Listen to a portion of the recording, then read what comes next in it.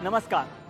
राजधानी दिल्ली का राजपथ अहमियत के लिहाज से चाहें तो इसे देश का सुपर हाईवे कह लें, जो भारत के नागरिकों को सत्ता के केंद्र तक पहुंचाता है।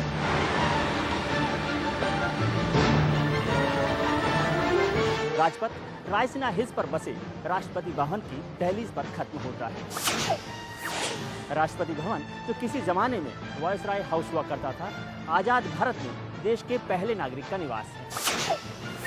संविधान में राष्ट्रपति का दर्जा कार्यपालिका के प्रमुख और सुप्रीम सैन्य कमांडर का होता है, लेकिन खास बात यह कि भारत के राष्ट्रपति का चुनाव होता है, जो किसी भी गणतंत्र की पहली निशानी होती है।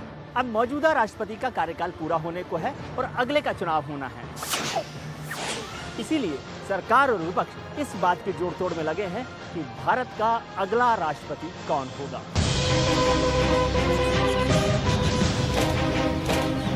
पॉलिटिक्स से कोई रिश्ता नहीं है और वो नाम अगर विपक्ष को स्वीकार है तो भारतीय जनता पार्टी भी स्वीकार करे। बीजेपी की राय, हमारा पार्टी की राय उसमें नहीं। किसी भी व्यक्ति के बारे में इस प्रकार की स्टेचर का कोई सवाल उठाए तो ये उचित है कि नहीं, एक प्रश्न। कोई पार्टियों से और पार्टी या कोई बैठा राय विमर्श कांग्रेस पार्टी ने शुरू किया है।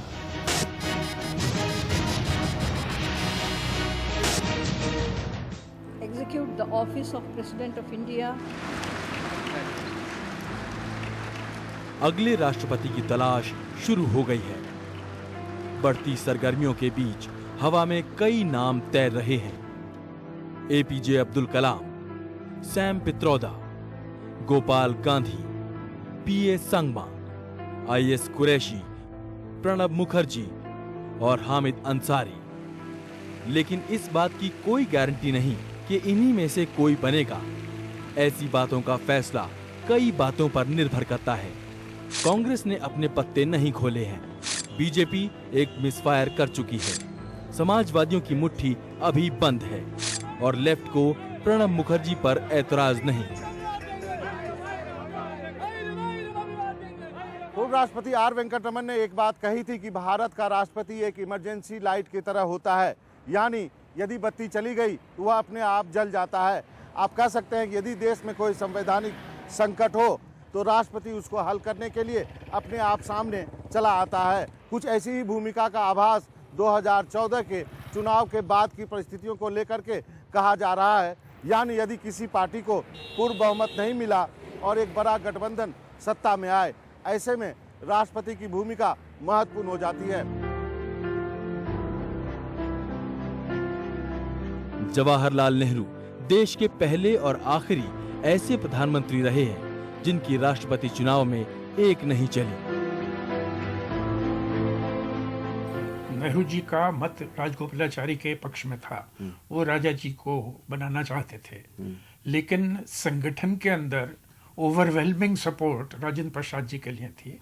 Jawaharlal Nehru par excellence democrat थे, लोकतांत्रिक व्यवस्था में विश्वास करते थे, और जब उन्होंने देखा कि इतना बड़ा बहुमत राजेंद्र प्रसाद के साथ है तो उन्होंने स्वयं राजेंद्र प्रसाद को अपना उम्मीदवार, अपना कैंडिडेट बना लिया।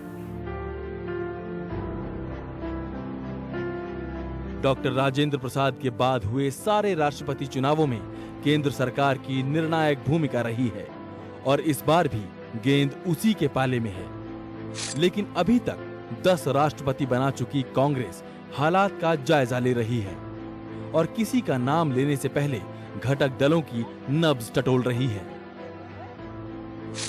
सरसरी तौर पर देखें तो बीते 3 चुनावों में दलित, मुस्लिम और महिला उम्मीदवारी के बाद फिर किसी मुस्लिम की बारी आती नहीं दिखती। लेकिन गठबंधन के समीकरण में हामिद अंसारी या किसी दूसरे मुस्लिम उम्मीदवार पर आम राय तैयार करना ज्यादा आसान हो सकता है। सच तो ये है कि इस बार ममता, मुलायम और माया मिलजुल कर महामहिम का नाम तय करेंगे। वैसे भी वोटों के लिहाज से देखें तो यूपीए के पास सिर्फ 42%, एनडीए के पास सिर्फ 28%, जबकि अन्य के पास 30% वोट हैं। यानी उम्मीदवार चाहे किसी पक्ष का हो, थर्ड फ्रंट किंग मेकर की भूमिका में है। Do you have the NDTV Profit app? All the markets, all the news and your own homemade, ready-made portfolio available there for you. We will right now answer what you should sell, what you should buy when markets are down. Download at ndtvprofit.com/apps. Get the best app from the channel you trust.